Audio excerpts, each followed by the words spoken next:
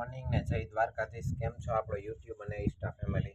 બસ જો આજ વર્લ્ડ આજ લાસ્ટ સાંભળવા મળ્યો, કારણ કે યુટ્યુબ અલ્ગોરિધમ એવું કહે છે કે ભાઈ તમારા જે ક્લિપ હોય વિડીયોની, પછી શોર્ટની હોય કે લોંગની હોય, પણ એવું કહેવા માગે છે કે જે યુટ્યુબ છે ને એ હજી મહેનત માગે છે આપણા વિડીયોમાં, અને ઇન્સ્ટાગ્રામમાં જે આપણે શોર્ટ વિડીયો બનાવતો એમાં એટલી મહેનત નથી લાગતી, કારણ કે 1 મિનિટનો એ વ્લોગ છે ભાઈ, રીલ્સ હોય। અને યુટ્યુબનો જે લોંગ વિડીયો હોય એમાં ઘણી બધી મહેનત હોય, જેમ કે thumbnail, title, description, tag, hashtag, પછી શોર્ટ લોંગ વિડીયો અપલોડ કરવા, એમાં ઘણી બધી મહેનત માગતું હોય છે। તો યુટ્યુબ અલ્ગોરિધમ એવું કહેવા માગે છે કે તમારે જે ઇન્સ્ટા લિંક છે એ ફેસબુક હારે રાખો, એનાથી એને કંઈ પ્રોબ્લેમ નથી, પણ જે યુટ્યુબ હારે આપણે ઇન્સ્ટા લિંક ન હોવું જોઈએ, કારણ કે જે યુટ્યુબમાં આપણે વિડીયો મૂકીએ ને એમાંથી જ આપણે એક નાની એવી ક્લિપ શોર્ટની સેવ કરી અને ઇન્સ્ટાગ્રામમાં મૂકીએ, તો એ નથી કરવાનું હવે।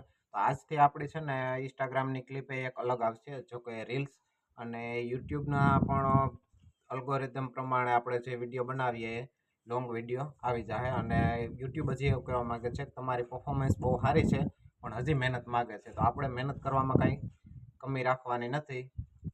યુટ્યુબ અલ્ગોરિધમ એક દિવસ એવું કહેવું જોઈએ કે જા ભાઈ તું સફળ થઈ ગયો, તારી જીત થઈ, મારી હાર થઈ। તો આપણે મહેનત જેમ ચાલુ છે ને એમ કન્ટિન્યુ ચાલુ જ રાખવાની છે, પણ ફેર ખાલી એટલો પડ્યો છે આપણા કે રીલ્સ અલગથી બનાવવાની છે, એ અલગ શૂટ કરવાની છે, અને જે આપણે ફૂલ વિડીયો બનાવીએ છીએ એટલે કે એ અપલોડ કરીએ છીએ લોંગ વિડીયો, એ એક અલગથી બનાવવાનો છે, ખાલી ફેર એટલો જ પડ્યો છે।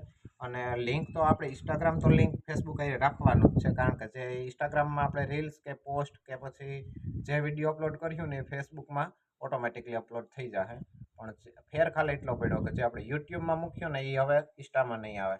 યુટ્યુબ અલ્ગોરિધમ એવું કહેવા માગે છે કે તમારે પરફોર્મન્સ બહુ સારી છે, પણ આ એક વસ્તુ ન કરવી જોઈએ। તો આપણે એટલી ખબર પડી, અને આજથી હવે આપણા જે યુટ્યુબના વિડીયા છે એ ઇન્સ્ટામાં ડાયરેક્ટ રીલ્સ તરીકે નહીં આવે, યુટ્યુબની વિડીયો અલગ આવી છે અને ઇન્સ્ટાની રીલ્સ વિડીયો પોસ્ટ એ પણ અલગ રહે।